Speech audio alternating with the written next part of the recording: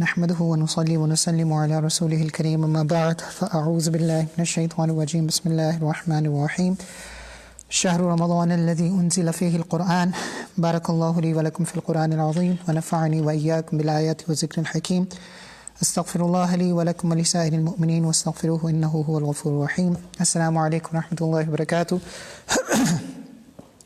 This is your brother in Islam, Muhammad bin Arshad.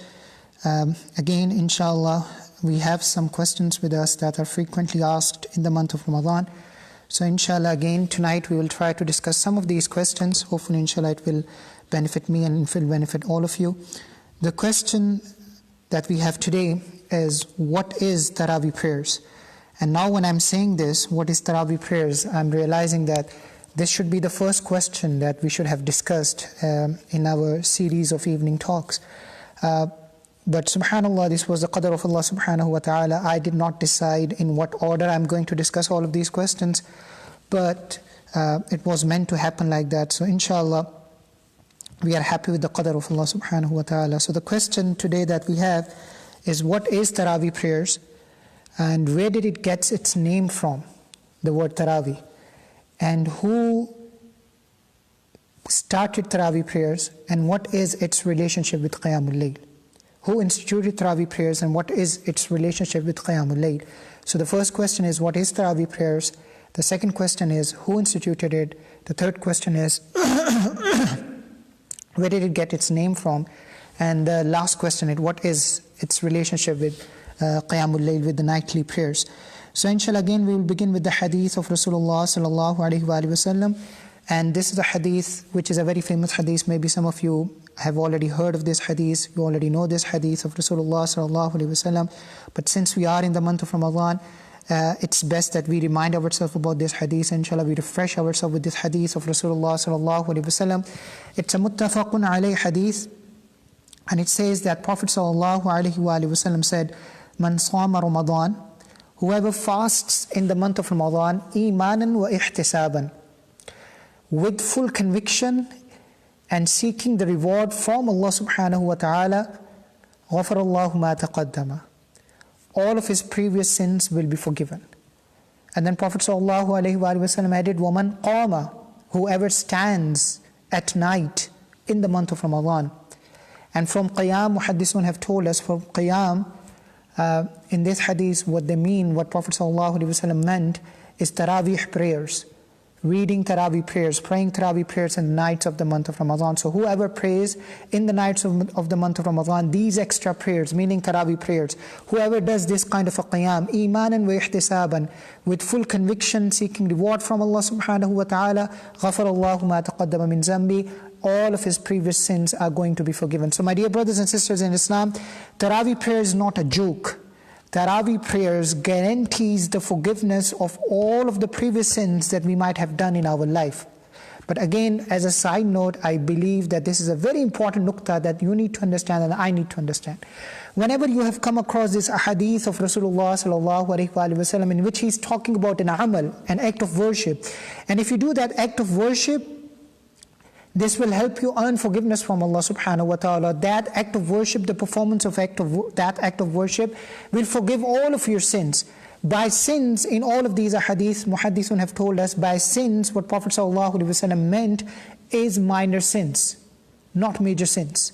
For major sins, you have to do tawbah, you have to repent to Allah, you have to shed tears before Allah subhanahu wa ta'ala. When Allah subhanahu wa ta'ala, Prophet sallallahu alaihi wasallam talks about a particular amal, that if you do that amal, it will forgive all of your sins.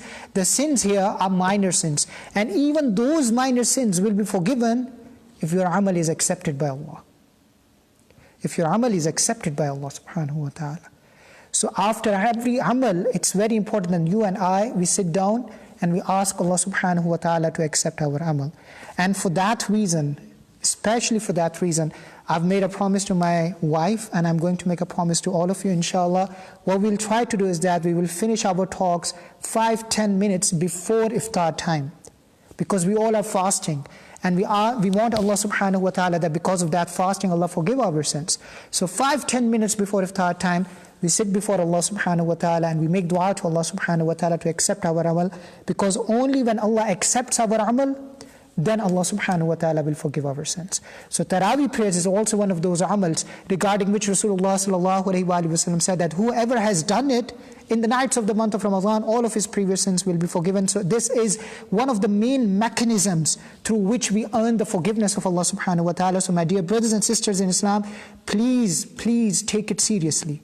Please take it seriously. And let's all make an intention that inshallah from now on, even if we have not prayed Taraweeh prayers in the last 3 nights, inshallah from now on, every single night, without any exception, unless we have a valid excuse, maybe we are sick, maybe our sisters, they might have that time of the period when they cannot fast, when they cannot pray. Other than that, otherwise, let us all make an intention that inshallah from today onwards, from now on, every single night that is going to come in the month of Ramadan, inshallah, we will pray nafil prayers, we will pray Taraweeh prayers, we will pray extra ibadat, extra rakat that we normally don't pray in the rest of the years, inshallah. So let's make a firm intention. So this is what Taraweeh prayers is. This is the virtue of Taraweeh prayers. Now the second question, who initiated it? Who started Taraweeh prayers? Again, there is a hadith of Rasulullah sallallahu alaihi wasallam, and you find those hadiths in the books of hadith. There are 2 basically narrations. We will look at only one narration because we don't have that much time, and this is a narration of Zayd bin Haritha radiyallahu ta'ala anhu.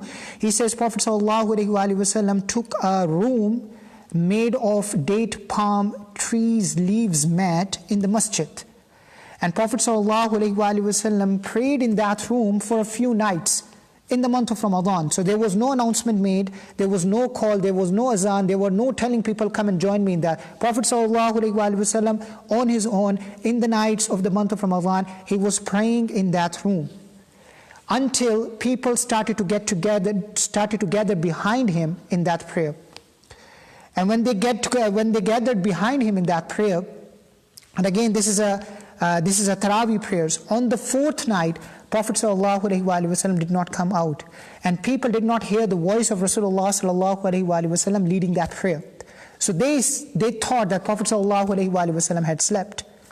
Now just to give you a context behind him, Prophet ﷺ was praying in nights in the month of Ramadan in Masjid Taraweeh prayers. We are calling it Taraweeh prayers because it's a later name that describes night prayers in the month of Ramadan. And as Sahaba were getting to know about this, they were very quick in gathering behind Rasulullah sallallahu alaihi wasallam in that prayer on a nightly basis, to such an extent that the hadith mentions that the masjid's door were bursting open. The masjid was completely full. So this is not just a phenomenon of 21st century that alhamdulillah in the month of Ramadan the masjids become full. Even this was the case with the Sahaba Kiram Rizwanullahi ta'ala alayhim ajma'in. So as Sahaba, they were gathering behind Rasulullah sallallahu alaihi wasallam in that prayer, the first night, the second night, the third night, the word was spreading like a wildfire that Prophet sallallahu alaihi wasallam was leading Taraweeh prayers in the masjid. 4th night, Prophet sallallahu alaihi wasallam did not come out. And Sahaba saw that Prophet ﷺ had slept. So they went by the door of Rasulullah ﷺ. They waited there for some time. They even started to make some noises, hoping that Prophet ﷺ, these noises would cause Prophet ﷺ to wake up, and Prophet ﷺ would come out and he would lead the salah again. But Prophet ﷺ did not come out. He came out just before Fajr prayer, and Prophet ﷺ said, I saw you guys continue to do what I saw you guys doing until I was afraid that Allah subhanahu wa ta'ala might make this enjoin upon you, might make this mandatory for you. And if it were to become mandatory for you, then you would not be able to continue to do it. So all people, go back home, pray your prayers in the home, because the best prayer of a person is what he prays at home, except for the maktuba prayers, except for the fard prayers. Obviously, fard prayer you pray in the masjid. So this is the hadith of Rasulullah sallallahu alaihi wasallam, and this happened in the last Ramadan of Rasulullah sallallahu alaihi wasallam. After that Ramadan, Prophet sallallahu alaihi wasallam passed away. So the institution of Taraweeh was established by Rasulullah sallallahu alaihi wasallam, and then the next year Allah subhanahu wa ta'ala caused him to come back to him. Now during the time of Abu Bakr radiallahu ta'ala anhu, it is said that nothing happened. People would come into Masjid al-Nabawi and they would read their salah on their own. But then in the time of Umar radiallahu ta'ala anhu, in the second year of Umar radiallahu ta'ala anhu, we have a hadith in Sahih al-Bukhari. And this hadith comes from Abdul Rahman bin Zayd al-Qari. he said that I and Umar radiallahu ta'ala anhu, we walked outside in one of the nights of the month of Ramadan, and then we went to Masjid al-Nabawi sallallahu alayhi wa sallam, and we saw there are people there, small groups of people, either they are praying on their own or they are praying in small groups. So some people, they are praying on their own, some people are praying in small groups, some people are praying behind one imam. They all are there in the masjid, but they all are scattered. They all are scattered. So Umar radiallahu ta'ala anhu, he said, I feel that I should combine all of these people together in one jama'ah behind one imam. And he decided to choose Ubay bin Ka'b radiallahu ta'ala anhu, because Ubay bin Ka'b was one of the main qurra from the Sahaba. Prophet sallallahu alayhi wa sallam said, beautiful hadith, he said, if anybody wants to learn Quran, then let him learn Quran from these four people. And number one on his list was Ubay bin Ka'b radiallahu ta'ala anhu. So Ubay bin Ka'b is considered to be the Qari of the Sahaba, is considered to be the biggest Qari of the Sahaba. And there are many virtues, there are many blessings with regards to Ubay bin Ka'b radiallahu ta'ala anhu in the books of hadith. But anyway, from the next day, Ubay bin Ka'b radiallahu ta'ala anhu, he led the prayer, and the entire congregation in Masjid al-Nabawi, they prayed behind Ubay bin Ka'b radiallahu ta'ala anhu in one jama'ah. So when Umar radiallahu ta'ala anhu saw that, he said, ni'mal bid'atu haza.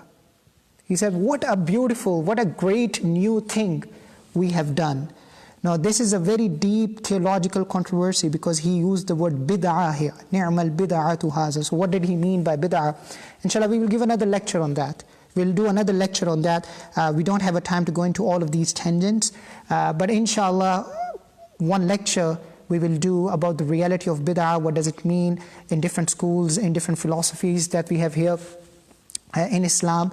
What does it mean? And this hadith, or this report of Umar radiallahu ta'ala anhu, ni'mal bid'atu haza, it plays a very critical role, because he did use the word bid'ah. So what did he mean by that? How has it been interpreted? Inshallah, for next time. For now, you just need to understand that Umar radiallahu ta'ala anhu, basically he's saying that yesterday everybody was scattered, and they were here and there, and they were praying on their own, and together, alhamdulillah, they all have come together for one jama'ah, for one congregation behind this one imam. So alhamdulillah, I'm so happy that this new thing has happened. I'm so happy that this beautiful thing has happened. And then Umar radiallahu ta'ala anhu said, وَالَّتِي يَنَامُونَ عَنْهَا أَفْضَلُ مَنِ الَّتِي يَقُومُونَ. He said that those who are sleeping right now, they are better than the ones who are praying right now.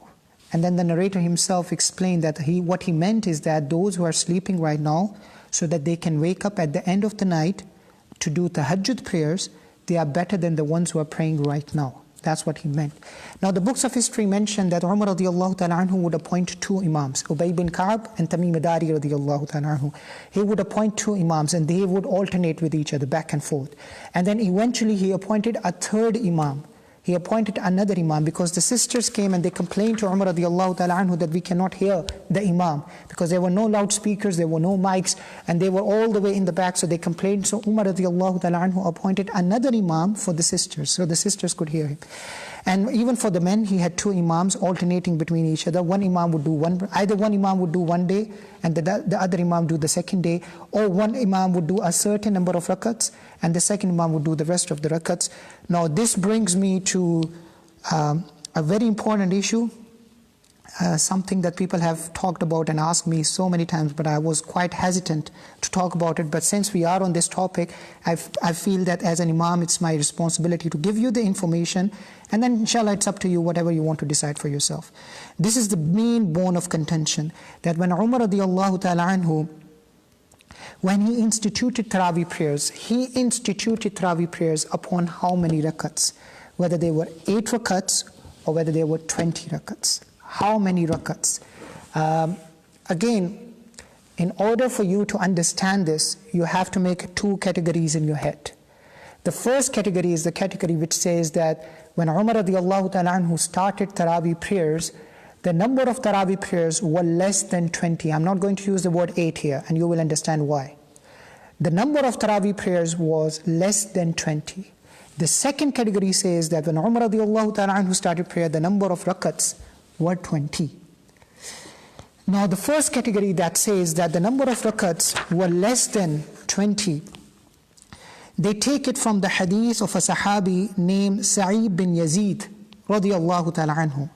And this hadith is transmitted by Muhammad bin Yusuf rahmatullah alayh, who in turn has 5 more students narrating the same hadith from him, but with a little bit of variation. So it's the same hadith narrated by 5 different students of Muhammad bin Yusuf, but there is a small variation in all of these versions of these hadiths. So the first student of Muhammad bin Yusuf is Imam Malik rahmatullah alayh. He mentioned this hadith in Muwatta Imam Malik, and he said that Umar radiyallahu ta'ala anhu commanded 11 rakat. 8 rakat Tarawih prayers and 3 witrs. 11 rakat. The second student of his is Yahya bin Sa'id al-Qattan, and he mentioned this hadith in Musannif Abi Shayba, and he said that Umar radiyallahu ta'ala anhu commanded 11 rakats. Again, 8 rakat Tarawih prayers and 3 rakat witrs. Third student is Abdul Aziz bin Muhammad, and he mentioned this hadith in Sunan in Sa'id bin Mansur, and he also said that Umar radiyallahu ta'ala anhu commanded 11 rakats, 8 rakat Tarawih prayers and 3 rakat witrs. Fourth student is Ibn Ishaq, and he mentioned this hadith in Qiyamul Layl, and he said that Umar radiyallahu ta'ala anhu commanded 13 rakats. And finally, Dawood bin Qais, he mentioned this hadith in Musannif Abdul Razzaq, and he said that Umar radiyallahu ta'ala anhu commanded 21 rakats, 18 rakat Tarawih prayers and then 3 rakat witrs. So based on the same hadith that comes from the Sahabi Sa'id bin Yazid, we have 5 different versions of the same hadith, or 5 different variation or reports from the same hadith. Now this is the first category, who says that the number of rakats in Tarawih prayers when Umar radiyallahu ta'ala anhu started Tarawih prayers were less than 20. That's the first category. The second category has the hadith of Ubay bin Ka'b radiyallahu ta'ala anhu. And Ubay bin Ka'b, like I said in the story that I mentioned before, he was the first imam instituted by or chosen by Umar radiyallahu ta'ala anhu for the Tarawih prayers in Masjid al-Nabawi. Ubay bin Ka'b radiyallahu ta'ala anhu says that in the time of Umar radiyallahu ta'ala anhu, Umar radiyallahu ta'ala anhu gathered all of the people together in one jama'ah, led by Ubay bin Ka'b and Tamim Dari radiyallahu ta'ala anhuma, and they would pray 23 rakats. 20 rakat Tarawih prayers and 3 rakat witrs. They would pray 23 rakat Tarawih prayers, and they would recite hundreds of verses, and people would disperse just before the breaking of dawn. So meaning they would spend the entire night reading Tarawih prayers. This hadith or this narration is mentioned by Abdul Razzaq in Musannaf, Ibn al-Majid in al-Musnad, Imam al-Bahiqi in as-Sunan, and Ibn Abi Shayba in Musannaf Ibn Abi Shayba. Now, based on this hadith, Imam Tirmidhi rahmatullah alayh in his Sunan, and Ibn Abdul Barr Maliki rahmatullah alayh in his Istidrak, they came to the conclusion, they said, based on this narration of Ubay bin Ka'b, we have come to the conclusion that 23 rakat Tarawih prayers were commanded by Umar radiyallahu ta'ala anhu. He commanded Ubay bin Ka'b to lead 23 rakat Tarawih prayers, 20 rakat Tarawih prayers and 3 rakat of witrs. And they said that this is the view of the majority of the scholars, this is the view of the Kufiyun, which are Ahnaf ulama, this is the view of the Shawafi', and this is the view of the majority of the scholars, and this is the view that we get from the Sahih narration from Ubay bin Ka'b radiyallahu ta'ala anhu, and this is the view regarding which there was no difference of opinion among Sahaba, among the companions of Rasulullah sallallahu alaihi wasallam, 23 rakat Tarawih prayers. Now, what do we do with the other hadith that we found in Muwatta Imam Malik, in Musnad Imam Ahmad, in Musannif, in so many other books? This is the hadith that is narrated by a Sahabi, and it is transmitted by his student Muhammad bin Yusuf, and then Muhammad bin Yusuf has 5 students narrating the same hadith. So this is another hadith that we have on another side. What do we do with that? Now, subhanAllah, our fuqaha, our classical scholars, they did not have a mazaj like us. They did not have an attitude like us. They didn't want to create conflict and disunity. They wanted to reconcile, and they wanted to bring the ummah together. They didn't want ummah to get themselves involved in petty kind of disagreements and forget the spirit and lose the spirit of the month of Ramadan. So what they did, Imam Ibn Taymiyyah rahmatullah alayh, and again Ibn Abdul Barr Maliki rahmatullah alayh in their book Mustadrak, and Ibn Taymiyyah in his book Majmu' al-Fatawa, They said that the muhaddithun of that time, instead of saying that this hadith is stronger than this hadith, or this hadith is weaker than this hadith, or this hadith, we will take and this hadith we will not take, they decided to reconcile both of these hadiths. And you know what they said? They said Umar radiallahu ta'ala anhu ruled for 10 solid years. He ruled for 10 solid years. So initially the Taraweeh prayers were less than 20 rakats. So they were either 11 or 13 or 21. So they were less than Taraweeh. But later on, he commanded 23 rakat Taraweeh prayers. He increased the number of rakats. And Al-Baji, who is a Maliki scholar from Andalus, he explained the reason why Umar radiallahu ta'ala anhu did that. Why did he make from 11 to 23 or from 13 to 20? Why did he do that? And he explained the reason behind this. Umar radiallahu ta'ala anhu felt that it was becoming too long for the people. When people would come into the masjid, they would come with their sticks, and they would stand with their sticks, and they would get support on their sticks. So it was becoming too long for the people. So that's why Umar radiallahu ta'ala anhu decided to make the qiyam less and to increase the number of rakats. So Umar radiallahu ta'ala anhu increased the number of rakats, and the number of rakats became 23, just to give relaxation to the people so that they can rest in between. I have 5 minutes left, so inshallah, the next question is also a very important question. Where does the name Taraweeh comes from? So I will take a pause here. I will, inshallah, do the rest of the discussion tomorrow. If you have any question, please feel free to comment, to post your questions in comment section.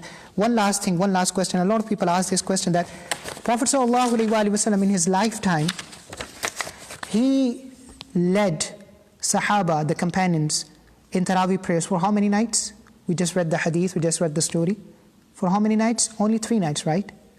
So how can it become a sunnah for us to come into the masjid and read Taraweeh prayers for 30 consecutive nights? How can Umar radiallahu ta'ala anhu change something that Prophet sallallahu alaihi wasallam started?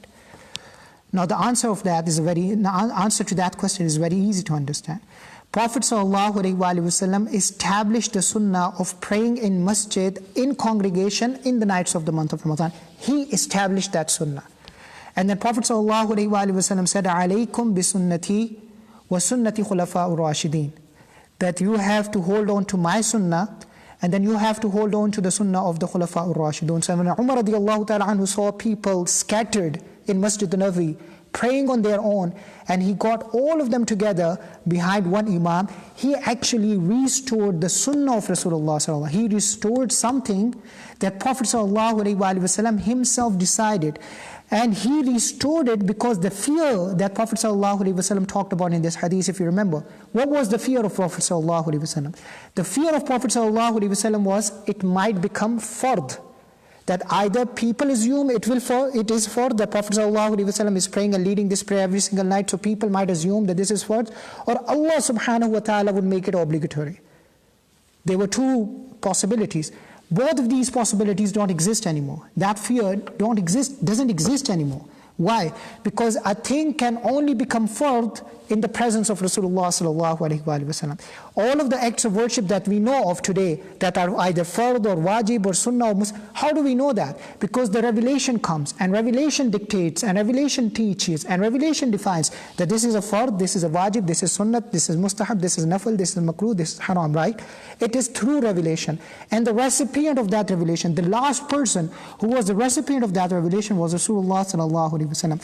He is no longer with us anymore. So the fear of Taraweeh prayers becoming fard, it's no longer there. So Umar radiallahu ta'ala anhu restored what Prophet sallallahu alaihi wasallam started. He did not start Taraweeh himself, he restored what Prophet sallallahu alaihi wasallam practiced. So I hope this will answer your question as well.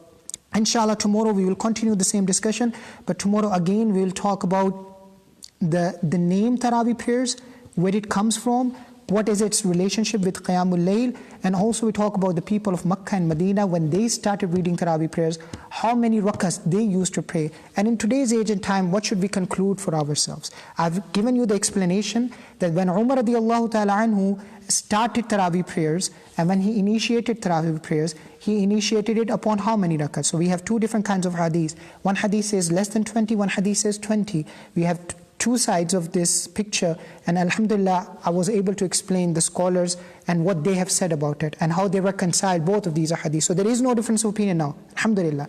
There is no difference. Don't make it a bone of contention anymore. Don't make it a point of arguing with each other, because they said that in the initial time, in the initial phase of Umar radiallahu ta'ala anhu, yes, maybe he has started or he has asked or he has commanded Ubay bin Ka'b to lead Taraweeh prayers and lead smaller numbers or smaller rakats of Taraweeh, or less numbers of Taraweeh prayers. But in the later part, in order to make it easier for the people, because qiyams were too long, in order to make it easier for people, with consensus of the Sahaba, he asked Ubay bin Ka'b radiallahu ta'ala anhu and Tamim Dari, he commanded both of them to start leading 23 rakat Taraweeh prayers. So inshallah, we will continue the discussion tomorrow. I hope you will come and join me. If any questions you have, there is a question that have come, but I can't see the question.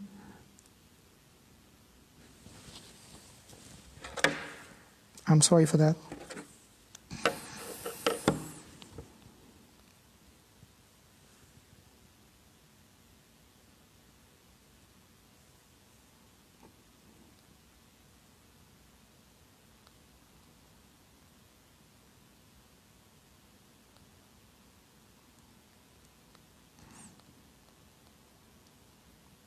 I'm sorry for that.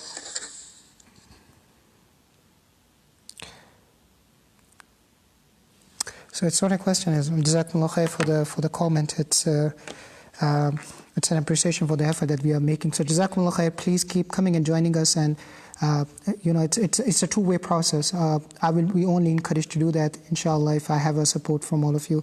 Keep making du'as for us and keep making du'as for the people who are organizing these talks. May Allah subhanahu wa ta'ala accept our efforts. May Allah subhanahu wa ta'ala accept the month of Ramadan from all of us. And again, just a reminder, before iftari prayers, don't just concern yourself with the pakoras and the samosas, and don't start filling up your plates with pakoras and samosas. The time that we have now, 5-10 minutes, inshallah, we all go and we all pray, and make your children sit with you and make dua to Allah subhanahu wa ta'ala, that Allah subhanahu wa ta'ala accept the fast that we have observed today. And inshallah, in the coming month of in the rest of the days of the month of Ramadan, Allah subhanahu wa ta'ala allow us to exert ourselves, to push ourselves, and try to earn the forgiveness from Allah subhanahu wa ta'ala. May Allah subhanahu wa ta'ala grant us understanding. Jazakumullah khair.